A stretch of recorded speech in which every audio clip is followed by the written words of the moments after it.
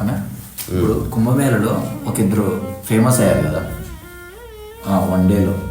Mona Lisa అని ఇంకొక IT అతను, ఆ తర్వాత ఇతను బాబా అభయ్ సింగ్. సో వీళ్ళిద్దరూ ఫేమస్ అయ్యారు. అయితే అదే ఇప్పుడు వన్ డేలో మన వాళ్ళు ఏదైనా చేస్తారు, చేస్తే ఫేమస్ చేస్తారు, లేదంటే పడేస్తారు. అంటే ఇలా ఫేమస్ అయిన వాళ్ళ గురించి మీరు ఏమనుకుంటున్నారు? నేనేం అనుకున్నాను, షార్ట్ టర్మ్ లో దానివల్ల ఏంటి ఉపయోగం? ఏముండదు,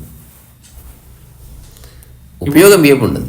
ఇప్పుడు నేను వైరల్ అయ్యాం అనుకుంటున్నా, నువ్వు అవ్వాలనుకున్నంత మాత్రం నాకు కావు, అది వేరే సంగతి. అంటే వైరల్ అవ్వాలని నువ్వు నిజంగా ట్రై చేసి అయితే నువ్వు అలసిపోతావు. ఓకే, నీవు ఏమాత్రం సంబంధం లేకుండా నువ్వేదో నీ పనిలో ఉంటే నువ్వు చేసిన ఒక చేష్టనో, లేకపోతే నువ్వు అన్న ఒక మాటనో, నువ్వు నవ్విన ఒక నవ్వు నీ కళ్ళు. ఇప్పుడు ఈ అమ్మాయి ఫేమస్ అవ్వడానికి కారణం ఇంటెలిజెన్స్ కాదు. ఈ రెండు డైమెన్షన్స్ గుర్తుపెట్టుకోండి. మొనాలిసా ఫేమ్ అవడానికి కారణం శరీరం, తన ఇంటెలిజెన్స్ని ఎవడు పట్టించుకోడు. ఈ ఐఐటి బాబా అనే వ్యక్తి ఫేమస్ అవ్వడానికి కారణం మెయిన్ నవ్వు ఒకటి, తర్వాత అతను మాట్లాడుతున్న మాటలు. ఈ 2 డిఫరెంట్ ఆస్పెక్ట్స్ ఉన్నాయి. ఇంకోటి కూడా అనుకోవచ్చా, ఏమిటది? ఐఐటి అతను ఏదైనా మస్తు మంది ఐఐటి చేసిన వాళ్ళు ఉన్నారు, మస్తు మంది స్వామీజీలు ఉన్నారు. మనం డిస్కస్ చేస్తుంది వైరల్ అవ్వడం గురించి. అంటే హఠాత్తుగా అందరి దృష్టి ఒకరి మీద పడుతుంది, దానివల్ల దిష్టి దాక్కుతుంది, నీ సమయం బర్బాద్ అవుతుంది. మిగతా వాళ్ళందరూ వచ్చి ఇంటర్వ్యూ చేసేది నిజంగా నీ జీవితాన్ని తెలుసుకోవాలని కాదు, నిన్ను చూపిస్తే వాళ్ళకి బెనిఫిట్ అవుతుందని. ఇప్పుడు నేను మాత్రం వీళ్ళని నాకు బెనిఫిట్ అవ్వాలని చూపించట్లే. I'm really concerned about these people. అంటే ఏ విధంగా? వైరల్ అవ్వడం వల్ల ఇప్పుడు ఇందులో ఏడుస్తున్నాడు చూడు. Take away this popularity, I don't want. అంటే నీ జీవితం నరకం అయిపోతుంది నువ్వు అందరికి పరిచయం అయితే. ఇలా పరిచయం కావాలనే దానికి ఒక అండర్స్టాండింగ్ ఉంది, నేను పాటిస్తున్న దాన్ని. అదేంటి? విఎన్ నైపాల్ అనే ఒక వ్యక్తి వల్ల నాకు అవగాహన వచ్చింది. ఆయన నోబెల్ లారియట్, సాహిత్యంలో నోబెల్ ప్రైజ్, బుకర్ ప్రైజ్ ఇవన్నీ వచ్చాయి. ఫేమస్ రైటర్ విఎన్ నైపాల్ అనే వ్యక్తిని కూడా చూశారు మీరు?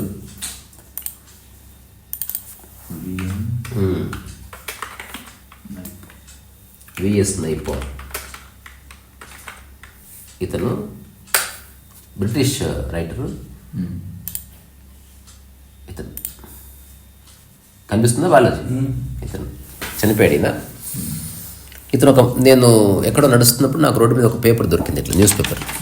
అందులో ఒక స్టేట్మెంట్ శీర్షిక ఉంటుంది కదా, అతను చెప్పిన మాట నాకు చాలా నచ్చింది, కరెక్ట్ అనిపించింది నాకు, ఇప్పటికి కూడా కరెక్ట్ అనిపిస్తుంది. అదేంటంటే ప్రపంచంలో అక్కడి నుంచి నువ్వు చిన్న పోయిటరీ రాసిన మరి నీకు పేరు ప్రఖ్యాతులు డబ్బు అక్కర్లేదా అని అడిగాడు ఒకడు. నేనన్నా నదిలో మునిగి లేస్తే ఎంతో కొంత నీళ్లు పట్టుకుంటాయి కదా బాడీకి, పట్టుకుంటాయి. ఆ తర్వాత నువ్వు బయటకు వచ్చిన తర్వాత అవి ఆవిరైపోవాలంతే. అట్లా ప్రపంచంలో నేను మునిగినందుకు, నేను ఏదో పని చేస్తున్నందుకు ఎంతో అంత కీర్తిగంధము, ఎంతో కొంత డబ్బు నన్ను పట్టుకోవాలి ఖచ్చితంగా. కానీ బయటకు వచ్చిన తర్వాత ఈ నీళ్ళు అంటుకుంటే బాగుంది, ఎప్పుడు నీళ్ళలోనే ఉందామని ఇంకా సముద్రంలో పడకంగా పోయి కొట్టుకుపోతాం అందులో. సో ఇప్పుడు నాకు ఎంతో కొంత డబ్బు ఎందరో కొందరు గుర్తిస్తే చాలు, సంఖ్య మీద ఇంట్రెస్ట్ లేదు. ఇప్పుడు నువ్వు ఒక్కడివి గుర్తించావు, అయినా గుర్తించినట్టే. నువ్వు ఒక్కడివి కూర్చున్నావు, ఇక్కడ 1,00,000 మంది ఉన్నారు, నేను నీతో కాన్వర్జేషన్ చేస్తున్నా, సేమ్ రెండు, there is no difference. So VN Naipaul ఏమంటాడంటే, ఒక మనిషి ఇంకొక మనిషిని గుర్తించడం చాలా గ్రేట్, ఎందుకంటే మనిషికి మాత్రమే సాధ్యం, ఒక జంతువు ఇంకో జంతువుని ఎప్పుడు గుర్తించదు. ఎందుకు? క్రియేటివిటీ లేదు. మనిషిని గుర్తించేది 3 రకాలుగా గుర్తిస్తున్నాడు, 3 రకాలుగా. ఒకటి శరీరాన్ని గుర్తిస్తాడు, రెండవది ఇంటెలిజెన్స్ని గుర్తిస్తాడు లేదా నాలెడ్జ్ని గుర్తిస్తాడు, మూడవది సోల్ని లేదా స్థితిని గుర్తిస్తాడు. ఇప్పుడు మొనాలిసా అనే అమ్మాయిని, ఐశ్వర్యరాయ్ని, లేకపోతే ప్రభాస్ని నువ్వు చూసినప్పుడు ఫిజికల్ రియాలిటీ చాలా ఇంపార్టెంట్. ప్రభాస్ హఠాత్తుగా బక్క చిక్కిపోయాడు అనుకో, హీరోగా తీసుకోరు అతన్ని, కష్టమైపోతుంది. తీసుకోవాలంటే ఇంకా వాళ్ళ సినిమాలు తీసుకుంటుంది వేరే సంగతి, బట్ హీరో అంటే ఒక ఫిజికల్ రియాలిటీ ఉంటుంది. సో మనం బాడీని ఆధారంగా చేసుకుని వాళ్ళని చూస్తున్నాం, ఇది క్లియర్ కదా. వాళ్ళ తెలివితో మనకు పనిలే, ఇర్రెలవెంట్ వాళ్ళ తెలివి. అదే ఆల్బర్ట్ ఐన్స్టీన్ని లేకపోతే స్టీఫెన్ హాకిన్స్, ఇట్లా ఉంటాడు స్టీఫెన్ హాకిన్స్. ఎప్పుడైనా చూసావు స్టీఫెన్ హాకిన్స్? ఇట్లా వీల్ చైర్లో ఉంటాడు. ఆల్బర్ట్ ఐన్స్టీన్ జుట్టు వేసుకుని ఉంటాడు. సో అట్లాంటి వాళ్ళని చూసినప్పుడు వాళ్ళ మనస్సుని చూస్తాం, వాళ్ళ మేధస్సుని చూస్తాం, కానీ వాళ్ళ శరీరాన్ని కాదు. నువ్వు ఆల్బర్ట్ ఐన్స్టీన్ కదా, అతను అందంగా లేడుంది, అతను కలవనను, అతని ఇంటెలిజెన్స్, అతని నాలెడ్జ్ ఇంపార్టెంట్ నీకు. అట్లా. మూడవది, కొందరికి అదృష్టవశాత్తు శరీరం ఉంటుంది, నాలెడ్జ్ ఉంటుంది. అప్పుడు మనం శరీరాన్ని ఆస్వాదిస్తాం. ఓషో అనుకో, అందమైన శరీరం ఉంది, అదృష్టవశాత్తు ఎక్స్ట్రాడినరీ మైండ్ కూడా ఉంది. ఇది రేర్ క్వాలిటీ. మూడవది ఏంది, స్థితిని చూడడం అనమాట. అక్కడ శరీరం ఇంపార్టెంట్ కాదు, మైండ్ ఇంపార్టెంట్ కాదు, అతని స్థితి. Ramana Maharshi for example. So ఎవరైతే స్థితిని ఆధారం చేసుకుని ప్రపంచంలో ఫేమస్ అయ్యారో వాడు కొన్ని జనరేషన్స్ ఆఫ్టర్ జనరేషన్స్ ఉండిపోతాడు.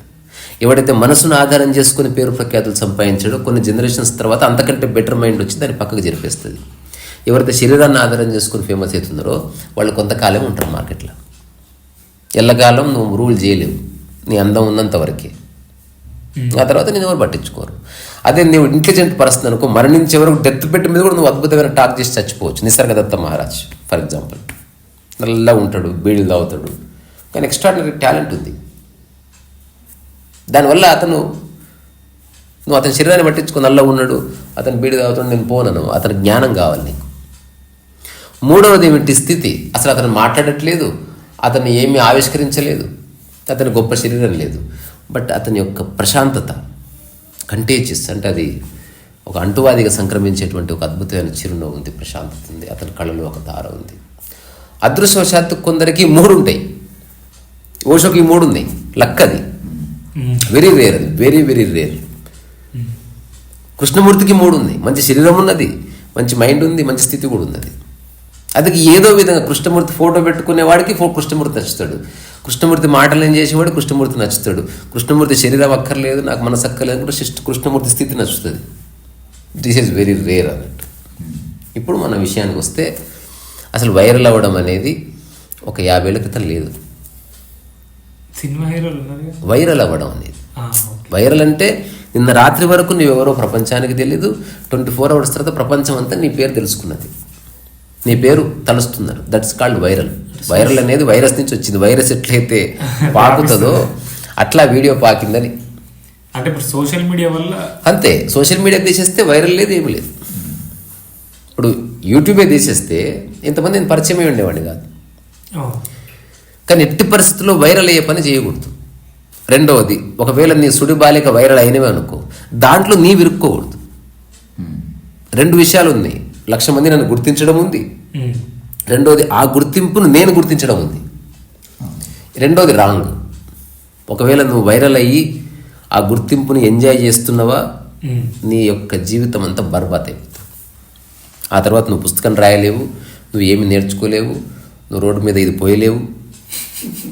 Everything becomes viral. ఇప్పుడు జనాలు నిన్ను ఒక ఆట వస్తువుగా మార్చేస్తారు. శ్రీశ్రీ లాంటి వాడే చెప్పాడు, నిప్పులు చిమ్ముకుంటూ నింగికి నేను ఎగిరిపోతే నిబిడాశ్చర్యంతో మీరే. అంటే నేను కనుక ఇట్లా ఆకాశాన్ని ఎగిరాను అనుకో, ఆహా ఓహో అంటారు. ఆ తుప్పుక్కున ఫెయిల్ కింద పడ్డది అనుకో, వేస్ట్ ఫెయిల్ అంటారు. సో అందుకని మీడియా అనుకుంటూ ఒక వ్యక్తిని ఫేమస్ చేస్తుంది, ఒక వ్యక్తిని కాలగర్భంలో కల్పిస్తుంది. వాళ్ళకి ఐఐటి బాబా కానీ మొనాలిసా కానీ ఒకవేళ నువ్వు వైరల్ లేదు నేను వైరల్ లేదు, వాళ్ళకు ఓన్లీ కంటెంట్ మాత్రమే. నువ్వు లేకపోతే ఇంకోటి తెచ్చి పెడతారు అంతే. They are not worried about you. వాళ్ళు ఇతను ఫేమస్ అయ్యాడని ఎట్లా చెప్తారో, అతను చచ్చిపోయాడని అట్లా చెప్పి కొత్త న్యూస్కి వెళ్ళిపోతారు. అందుకని జనాలు గుర్తిస్తున్నారని మనం అనవసరంగా ఆవేశపడొద్దు. ఇప్పుడు ఒక పాయింట్కి వస్తా, ఇది అత్యంత ముఖ్యమైన పాయింట్, ఇది చెప్పి ముగిస్తా. బికాస్ నా మెయిన్ ఫోకస్ వాళ్ళు కాదు. ఇప్పుడు ఈ అమ్మాయి ఉంది, ప్రపంచం మ్యానిపులేట్ చేసే అవకాశం ఉంది. Because she doesn't have intelligence. అంటే తనకు భాషా పటిమ లేదు, లేదా ప్రపంచంలో ఉన్న పోకులు తెలియదు, డబ్బు తెలియదు. ఎవరన్నా ఒకరు వచ్చి ఎఫెక్టివ్గా మాట్లాడితే అటువైపు వెళ్ళే ప్రమాదం ఉంది. నిన్న సినిమా హీరోయిన్ చేస్తా అంటే నమ్మే అవకాశం ఉంది. ఇస్తున్న చెక్కు మంచిది. ఇప్పుడు నేను ఆమె ఒక వీడియో పెట్టింది తన ఛానల్లో. ఇప్పుడు ఎవరో ఒకరు ఫేమస్ అయ్యారు కాబట్టి చుట్టుపక్కల ఉంటారు కదా, అవి తుమ్ ఫేమస్ హో గయే హో ఏక్ ఛానల్ లగావ్, అవి ఆజ్ మై క్యా కర్ రహా హూ అని ఒక వీడియో పెట్టింది. అందులో గిన్నెలు తోముతుంది. 50 లక్షల మంది చూసారు. అంటే జనాలు చూస్తారు. ఇప్పుడు ఆ యూట్యూబ్ ఛానల్ ఎవడైతే పెట్టించాడో వాడు మ్యానిపులేట్ చేయొచ్చు. ఎందుకంటే వీళ్ళకేం టెక్నాలజీ తెలియదు, మానిటైజేషన్ తెలియదు. నీకు వీడియో తీస్తే నీకు 100 రూపాయలు వచ్చినాయి తీసుకో అని ఇచ్చి వాడు ₹1,00,000 తీసుకోవచ్చు. ఏదో తెలిసిందే అనుకో, నా వల్లనే నువ్వు ఫేమస్ అయినావు, ఇప్పుడు నువ్వు నన్నే ప్రశ్నిస్తావా అనొచ్చు. So they should be very careful. ఎక్స్‌ప్లాయిటేషన్కి దగ్గర వచ్చేస్తారు. ఇఫ్ నీకు ఇంటెలిజెన్స్ లేకుండా మంచి శరీరం మాత్రమే ఉండి శరీరం ద్వారా గుర్తింపు వచ్చిందా, నేను తప్పకుండా ఎక్స్‌ప్లాయిట్ చేస్తారు నువ్వు అందంగా ఉన్నంత వరకు. ప్రతి ఒక్క ట్రై చేస్తే ఎక్స్‌ప్లాయిట్ చేయడానికి. అది. రెండవది ఏంది, నీకు శరీరం ఉన్నా లేకపోయినా నీకు తెలివి ఉంది. నువ్వు అన్న కొన్ని మాటల వల్ల నువ్వు ఫేమస్ అయినావు అనుకో. ఆ తర్వాత ఫర్దర్గా నీకు డెప్త్ ఆఫ్ అండర్స్టాండింగ్ లేదనుకో, నువ్వు మీడియా వచ్చి రకరకాల అడిగే ప్రశ్నలకు రకరకాల జవాబులు చెప్తూ నువ్వు నీకున్న అజ్ఞానాన్ని బయట వేసుకునే అవకాశం ఉంది.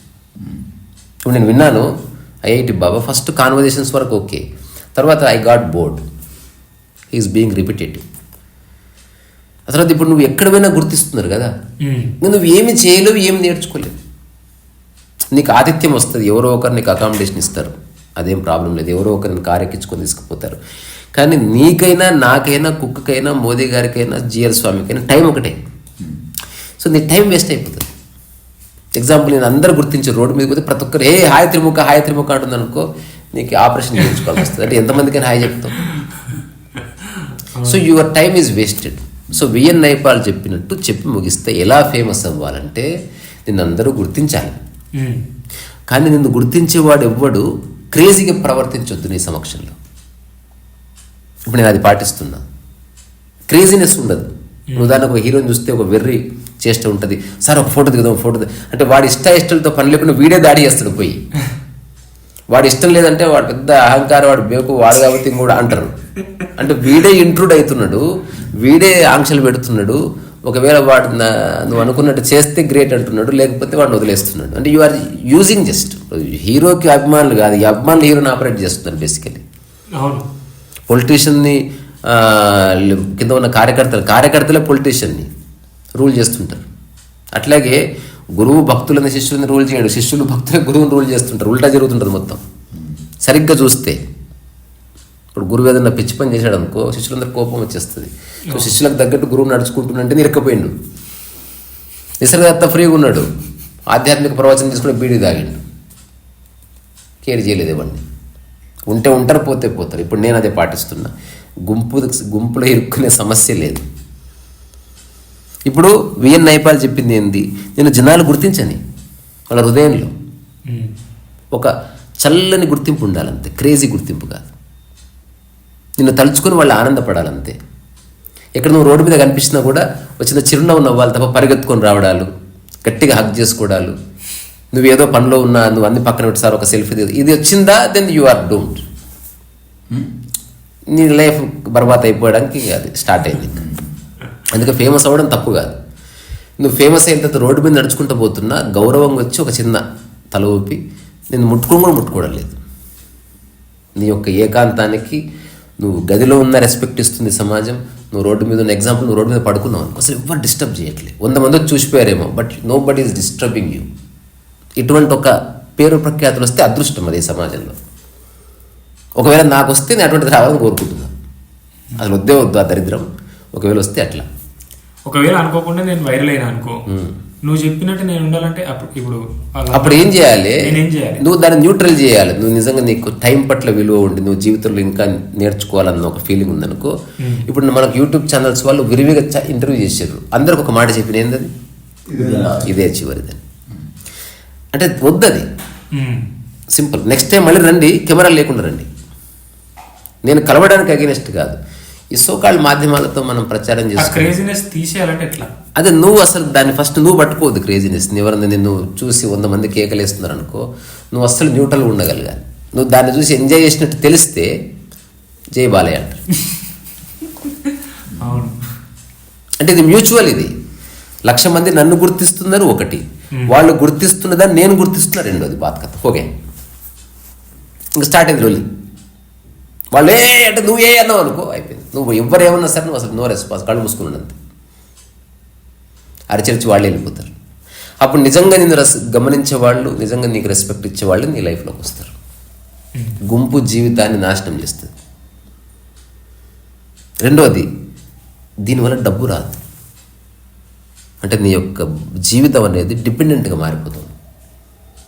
ఇనిషియల్గా చాలామంది వచ్చి తీసుకెళ్తారు, రాను రాను వచ్చే వాళ్ళ సంఖ్య తగ్గుతుంది. నీ టైం అయితే పోయింది కదా.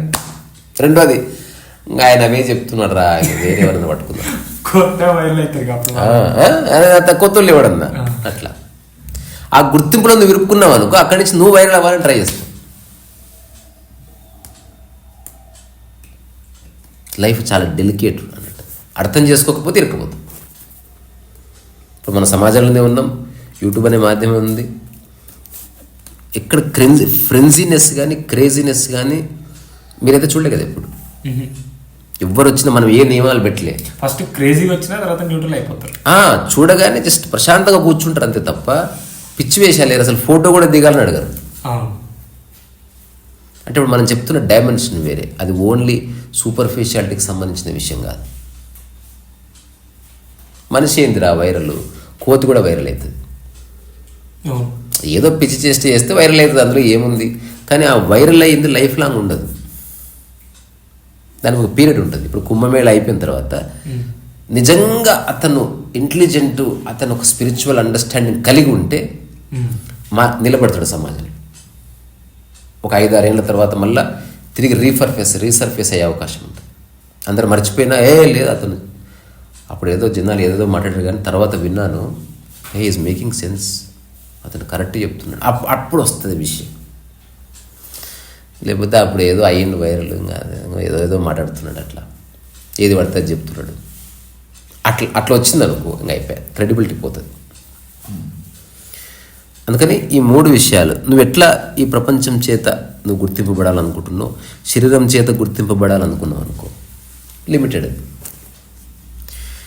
మేధస్సు చేత గుర్తింపబడాలనుకున్నావు అనుకో, కొంచెం ఎక్కువ పీరియడ్ ఉంటుంది.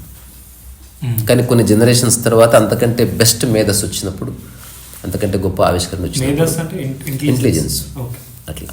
ఇప్పుడు ఉదాహరణకు ఒక సినిమా దర్శకుడు ఉన్నారు, ఒక 2-3 జనరేషన్స్ తర్వాత మర్చిపోతారు దాసరి నారాయణరావుని.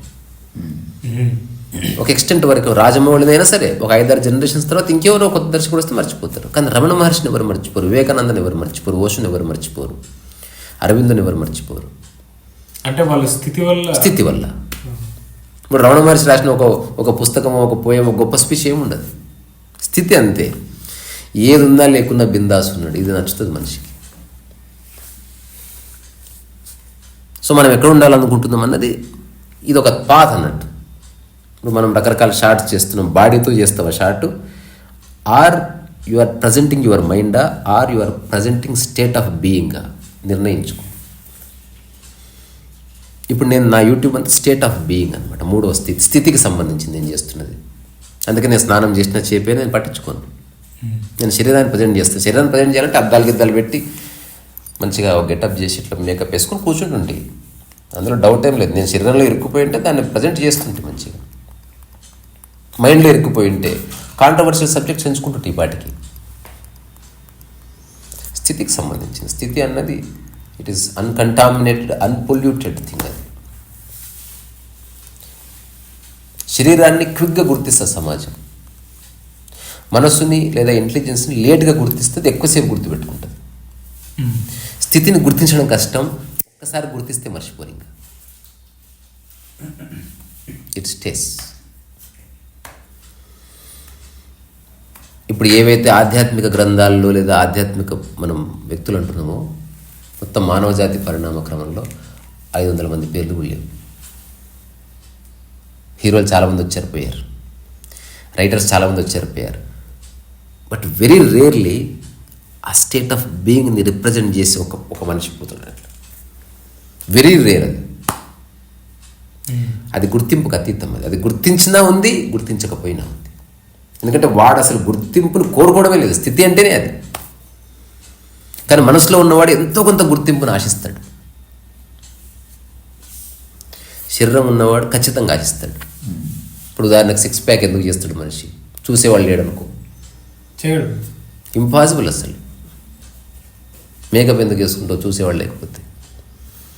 కానీ ఒక కవి ఉంటాడు, ఎవరు చదివేవాళ్ళు లేకపోయినా రాస్తాడు. కానీ రాయగా ఎప్పుడో అనిపిస్తుంది భవిష్యత్తులో నా కవితలు తలుచుకుంటారు, ఎక్కడో చోట ఉంటుంది రెజొనెన్స్. కానీ స్థితి అట్లా, స్థితికి ఇంకా వేరే వాడు లేడు ఇంకా ఆయన భూమి మీద. స్థితిలో ఉన్నవాడు వాడు చేయి లేపినా చూస్తాడు, నువ్వు ఎగిరి గంతులు వేసినా చూస్తాడు, బాంగ్రా చేసినా చూస్తాడు, ఎవ్వడు రాకపోయినా చూస్తాడు, ఎవరు వచ్చినా చూస్తాడు, వేల ముందు వచ్చినా చూస్తాడు, ఎవరు రాకపోయినా వాడికి ఏ ఫరక్ పడదు. కంప్లీట్ ఏకాంతం ఉంటుంది.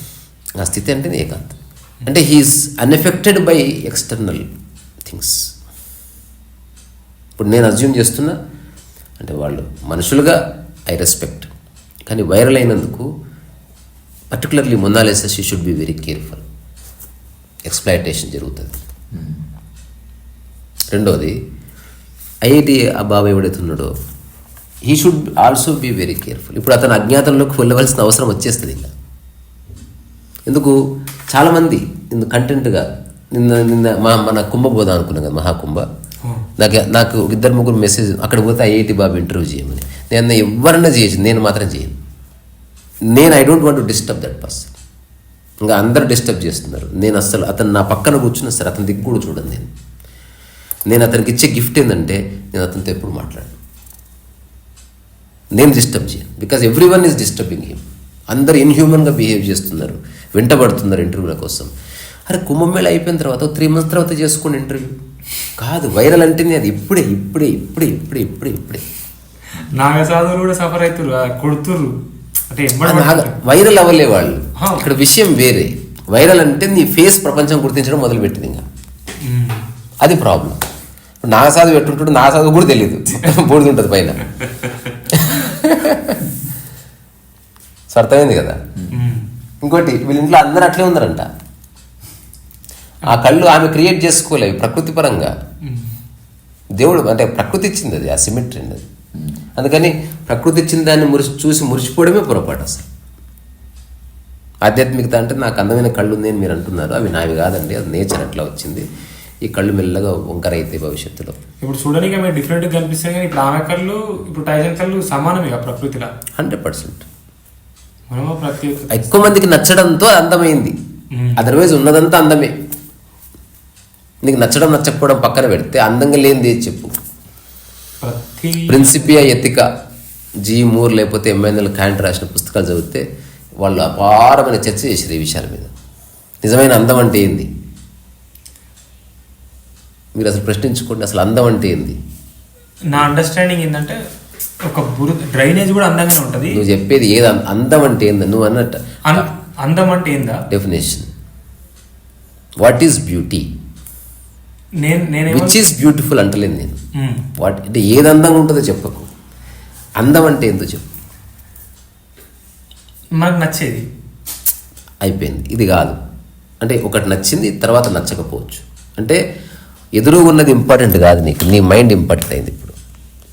Okay, now you are important, not this. నువ్వు ఎప్పటి నుంచో వాడుతున్నావు కదా పదాన్ని. చూడు, నీ మనసు ఉన్నట్టు అసలు అందం అంటే నిర్వచనం ఏమింది చాలామందికి తెలియదు. అమ్మాయి చాలా అందంగా ఉందంటే ఏమిటది? ఆమె అందంగా ఉందో లేదో నీకు నచ్చిందని చెప్తున్నాడు వాడు. నాకు తెలియదు, కానీ మీరు చెప్పిన డెఫినేషన్ సిమెట్రిక్. సిమెట్రీ. అది సిమెట్రీ అంటేనే నీ మైండ్ వచ్చేసిందని. అందం అంటే ఏంది? ఏంది అది? నార్మల్గా అందరం అనుకునేది చూడగానే నచ్చితే అందం అనుకుంటాం. ఇక్కడ చూడగానే నచ్చడం వచ్చిందంటేనే నీ మైండ్లో కొన్ని క్యాల్కులేషన్స్ ఉన్నాయి. అలా అనుకుంటే ఏది లేదు. అందం అనేది ప్రకృతిలో ఉన్న జంతువుల దృష్టిలో ఉంటుందా? దాని నిర్వచనాలు ఇచ్చేదే మనిషి. జంతువు ఎందుకు ఇస్తుందిరా? జంతువు ఏ డెఫినేషన్ ఇయ్యదు, అంతా మనిషి పిచ్చి. ఒకవేళ నిర్వచనమే ఇవ్వవలసి వస్తే సార్వజనీయమైన నిర్వచనం ఏదో ఒకటి ఉండాలి కదా. వాట్ ఈస్ బ్యూటీ అంటే ఒకదానితో ఒకటి పోల్చకపోతే ఉన్నది అందం అన్నట్టు. దానిలో అది ఉంటే అందంగా ఉన్నట్టు. నచ్చడం నచ్చకపోవడం గురించి మాట్లాడట్లేదు నేను. ఇది ఉంది, దీన్ని వేరే వాటితో కంపేర్ చేయకపోతే మిగిలింది అది అందం. ఇక్కడ నచ్చడం నచ్చకపోవడం ఏమి లేదు. అది కూడా మీరు డిఫైన్ చేస్తున్నారు. ప్రకృతి అట్లా ఉంది. ఒకవేళ ఈ నిర్వచనం నువ్వు అడాప్ట్ చేసుకుంటే నువ్వు అందంగా ఉన్నట్టు అంతే. ఇంకా నేను అందంగానే ఉన్నా, ఒక కుంటివాడు అందంగానే ఉన్నాడు, గుడ్డివాడు అందంగానే ఉన్నాడు. బికాస్ కంపారిజన్ అనేది లేదు, మనిషి మాత్రమే కంపేర్ చేస్తాడు. ఓకే, నువ్వు అందాన్ని నిర్వచించాలంటే కంపారిజన్ వదిలేసి చూడు, ఉన్నది అందం, అక్కడ ఉన్నదే అందం అని తెలుస్తుంది. అదే చెప్తుంది. అంటే పోల్చకుండా ఒక దాన్ని చూసినప్పుడు ఏదైతే ఉందో అది అందం అన్నట్టు. నీ మనసుకు సంబంధం లేదు ఇంకా.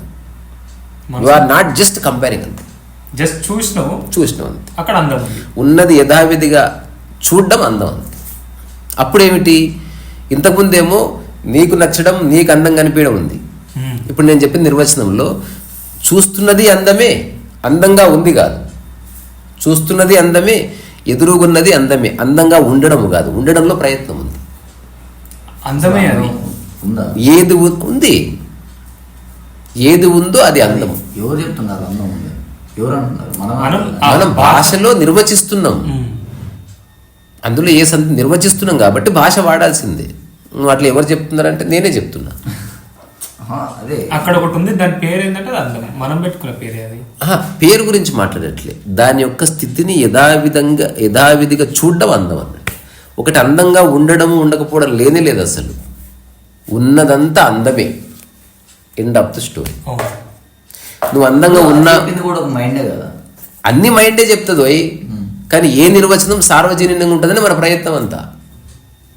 అంటే డిస్ప్యూట్ లేని నిర్వచనానికి నిన్న అలవాటు గురించి మాట్లాడినా. ఒకటి ఏ పని అయితే నీకు ఉపయోగపడే పైన చేస్తావో అది అలవాటు అన్న నేను. ఇది అవునా కదా క్రాస్ చెక్ చేసుకో. ఇప్పుడు నేను చెప్పిన నిర్వచనం నిజంగా నీకు అర్థమైంది అనుకో, నువ్వు దేంతోనైనా ఉండొచ్చు. అట్లా కాకుండా నిర్వచనాన్ని ఓన్లీ మైండ్ వరకే తీసుకున్నావు అనుకో, మళ్ళీ నువ్వు అందంగా లేదు మాయలు పడతావు. ఇప్పుడు నేను నిర్వచనంగా చెప్తలేను, నా అనుభవంగానే చెప్తున్నా. నేను దేన్ని జడ్జ్ చేయను, దేన్ని ఒకదాంతో ఒకటి పోల్చని కారణంగా ఏది ఎలా ఉందో అలా చూస్తున్నాను నేను. తద్వారా నాకు ఏ లోపం కనబడదు. ఇందులో లోపం కనబడాలంటేనే పోలిక అవసరం.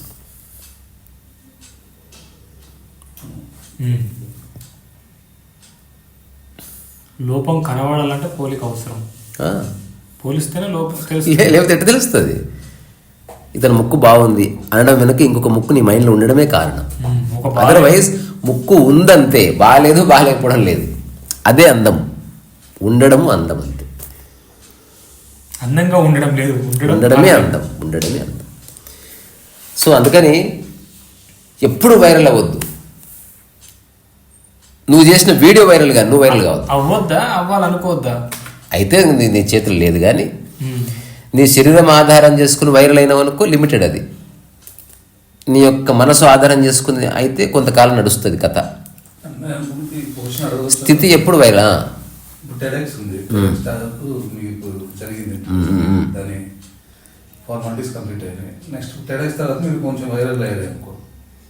ఏమైనా అవన్నీ నేను చెప్పేది. నేను వైరల్ కావద్దంటలేను.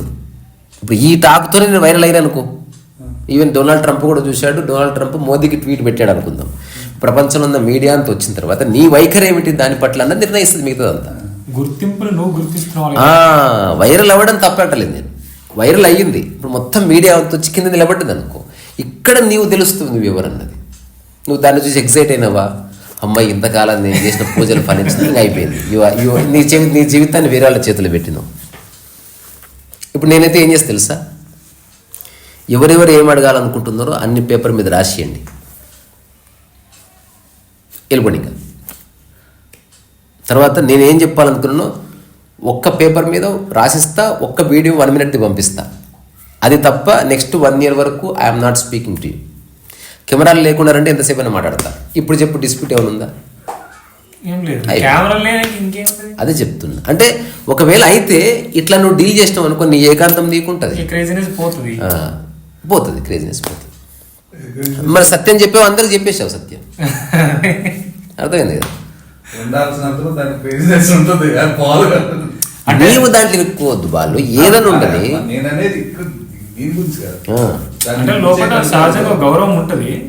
గౌరవం ఉంటే చాలు. క్రేజినెస్ ఉండకూడదు. మనల్ని చూడగానే థ్రిల్ అవ్వడం ఉండకూడదు. అసలు నిన్ను చూసిన తర్వాత మనిషి ప్రశాంతతలోకి వెళ్ళాలి, థ్రిల్ అవ్వకూడదు. థ్రిల్ అయ్యిందంటే వాడు నీలో సగసగాన్ని ఎంచుకున్నాడని అర్థం. వాడు నిశ్శబ్దం అయిపోయినట్టు నేను మొత్తాన్ని చూశాడు. వాడు స్థితి సమగ్ర స్థితి. మనస్సు అసంపూర్ణం, శరీరం మహా అసంపూర్ణం. అందుకే ఎవరైనా డ్యాన్స్ చేస్తే థ్రిల్ అవుతాం. ఎవడు నిద్రపోతే ఏమైంది? నువ్వు నిద్రపోయిన స్థితి సంపూర్ణ స్థితి కదా. నిద్రపోగానే నువ్వు మెల్లగా నడుస్తావు, అంటే నువ్వు సైలెన్స్ అయిపోతావు. ఏ సూపర్ నిద్రవే లేకూడగలే అని అసలు సెల్ఫీ దిగుతలే ఎప్పుడన్నాడు. అసలు సూపర్ నిద్రపోతున్నాను ఎవడ. సో సంపూర్ణ స్థితి దర్శించిన మరుక్షణం నీ మైండ్ డిసప్పియర్ అవుతుంది. అదే అనమాట మ్యాజిక్. ఒకవేళ సంపూర్ణ స్థితి వైరల్ అయిందనుకో, ఎవరెవరైతే అతని వెంట పడుతున్నారో వాళ్ళందరి జీవితాలు మారిపోతాయి. వీడి పనే అది. వాడు వీళ్ళ జీవితాన్ని నిర్ణయించడం ఏమి ఉండదు, వీడే. అదే అర్థం. End of the story. అందుకని I really concern about this girl. నిజంగా ఆమె మాస్క్ పెట్టుకుంటుంది, ఇప్పుడు కనబడకుండా అద్దాలు పెట్టుకుంటుంది పాపం. ఇవే స్కెచ్ చేసి వైరల్ చేద్దాం, ఇది చేద్దాం పట్టు, తప్పేం లేదు. వచ్చేస్తారంటే జనాలు అడాప్ట్ చేసుకుంటారు, నీ పర్మిషన్ లేకుండా నేను వాడేసుకుంటారు అట్లా. దాన్ని పాజిటివ్ వాడుకోవడం ఉంది, నెగిటివ్ వాడుకోవడం ఉంది, ఎక్స్ప్లాయిట్ చేయడం ఉంది. ఇప్పుడు జస్ట్ ఆమె ఫోటో వాడుకుంటే నాకు వ్యూస్ వస్తే అనుకున్నవా, దట్ ఈస్ వెరీ ఇన్హ్యూమన్. అట్లా కాకుండా నువ్వు నిజంగా ఒకవేళ మన చుట్టుపక్కల ఉంటే ఎవరైనా పెద్దవాళ్ళు ఉంటే కొంచెం చెప్తే బాగుంటుంది కొంత జీవితానికి సంబంధించిన విషయాలు. ఎందుకంటే వాళ్ళు చదువుకున్నట్లేదు మనకు తెలియదు. ఐఎమ్ ఓన్లీ అజ్యూమింగ్, నాకు తెలియదు అంది. ఆమె నిజంగా ఇంటెలిజెంట్ అయి ఉంటే మనం ఏం చేయలేము. కానీ ప్రపంచం ఎక్స్ప్లాయిట్ చేస్తుంది. గొప్ప గొప్ప మంచి అందగత్తెలు, కళాకారులు, టాలెంట్ ఉన్నవాళ్ళు ఎక్స్ప్లాయిటేషన్ మాయలు పడిపోయారు. నేను చాలామంది సెలబ్రిటీస్ లైఫ్ చదివినప్పుడు అనిపించినంత టాలెంట్ ఒక్కటి ఉంటే పనికిరాదురా బాబు. అది ఓన్లీ ఎవడో చెప్పిన దాన్ని నువ్వు ఎనాక్ట్ చేస్తున్నావు, బట్ నీకు జీవితం పట్ల ఏ అవగాహన లేదు. సో పర్సనల్గా మనకు తెలియాలి వాట్ ఈస్ లైఫ్, మన బౌండరీ ఏమిటి, మన పరిధి ఏమిటి, మన ఎగ్జిస్టెన్షియల్ దాని అనుకున్న కారణం ఏమిటి, నువ్వు ఎంతవరకు చేయగలుగుతావు, ఎంతవరకు చేయలేవు, ఎక్కడ నువ్వు డిపెండెంటు, ఎక్కడ ఇండిపెండెంటు, ఎక్కడ ఇంటర్ డిపెండెంటు మనం ఖచ్చితంగా తెలుసుకోవాలి. బాగుంటుంది. ఉపదేశ సారం ఇప్పుడు 7th టాకర్ నడుస్తుందిరా రాయడం. చూద్దాం, నాకు తెలిసి ఇట్లా కనుక రాస్తే ఒక 45 డేస్లో అయిపోతుంది. ఈ సంవత్సరం నాకు తెలిసి ఒక 6-7 పుస్తకాలను వస్తాయి అనుకుంటున్నాను నేను. అంటే ఇంకా ఫిబ్రవరిలో ఉన్నాం మనం. కోర్ట్స్ ఆఫ్ మిషన్ అయిపోయింది, అష్టావక్ర సంహిత అయిపోయింది, 4 రెడీ. ఇప్పుడు చిన్నమ్మ పుస్తకం వస్తుంది, ఆ తర్వాత ఉపదేశ సారం వస్తుంది, మన నిర్వాణ శతకం వస్తుంది. ఖచ్చితంగా చిన్న పుస్తకం కదా అది, 50 పేజీలు. మంత్స్లోనే 7 వచ్చేటట్టు. 45 డేస్ ఒకటి పడుతుంది వర్క్. అంటే మనం మరీ గుడ్డిగా జాబ్లాగా చేసేది కాదు ఇది. ఇప్పుడు 3 వస్తే అప్పుడు చేసేది. ఇప్పుడు ఈ మధ్య నాకు మళ్ళీ రాసే 3 వచ్చింది, ఎప్పుడైతే అప్పుడే రాస్తున్నా. సో నువ్వు ఉపదేశ సారానికి బొమ్మలు తీసుకున్నావు నిన్న చేస్తున్నావా? అది మొదలుపెట్టి ఇంకా. సో ఇందులో అన్ని బొమ్మలు నీవే. కొన్ని ఇల్లస్ట్రేషన్స్ ఏదో ఊరికి డూడుల్స్ ఉంటే అవి నేనేస్తాను. అదే రమణ మహర్షి ఏవైతున్నాయో నువ్వు దాన్ని ఎంత క్రియేటివ్గా ప్రజెంట్ చేస్తావో చెయ్యి. సరే మళ్ళీ